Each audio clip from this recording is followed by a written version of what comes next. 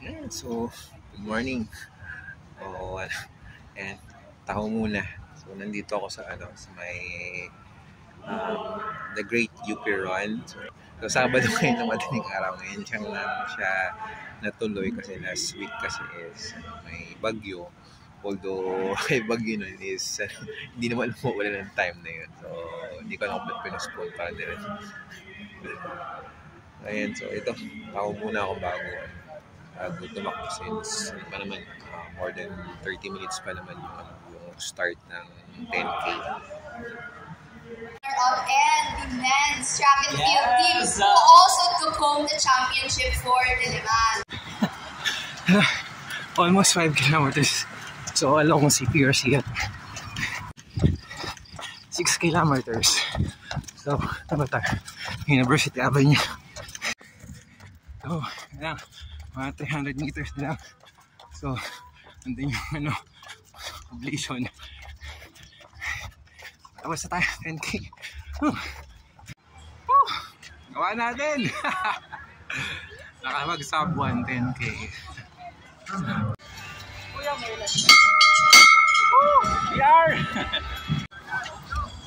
So, once again, good morning. Tapos na yung ating Great UP Run 2024 ayan, takbo. So, ngayon, Saturday morning, 5 AM kanina yung 10K na start. So, after mga almost 3 years is nakapag-sub 1 na ako ulit na 10K. So, dun sa actual na Pinoy Fitness na sub 1 challenge is twice na akong hindi ko nagagawa yun kasi medyo nahirapan na ako sa mga training ko after pandemic kaya hindi ko siya nagagawa. Ngayon ko lang siya nagawa ulit. Kaya yun, so nakapag sub 1 na 55 minutes 10 kilometers.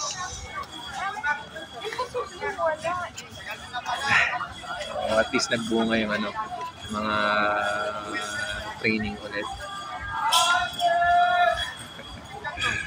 Nakakatawa lang. Isipin nyo kasi is tagal ko nang gusto ulit gawin na magkapag sub 1 na or less than 1 hour na 10 kilometers. Ngayon ko lang nagawa ulit. So siya, parang naging parang personal best ko after so many years. Kasi yung mga ko kasi last few sub 1 ko kasi is hindi nasa 58 minutes, nasa 59 minutes. So, talaga siya yung yung nagkakaroon ako ng extra time na maglakad-lakad eh. So ito pwede ba maglakad actually ng mga last kilometers pero hindi ko ginawa. Hinakbo ko na rin kasi ngayon ako makakapag sub 55. Okay? So yun, so aside dito sa medal, ito loot bag. Tapos sa loot bag is may mga gamot siya. Ito, yan. So, ibuprofen masakit yung katawan mo. Tapos, hindi ko alam, may milk tea. Yun lang. Malaking pasalamat ko sa nagawa ko ulit sabon dito. 10K. Yun. So, sana naman makapag sub 5 naman tayo sa last natin na o sa next natin na full marathon sa December. So, yun na naman. So, kita kasi ulit sa next event.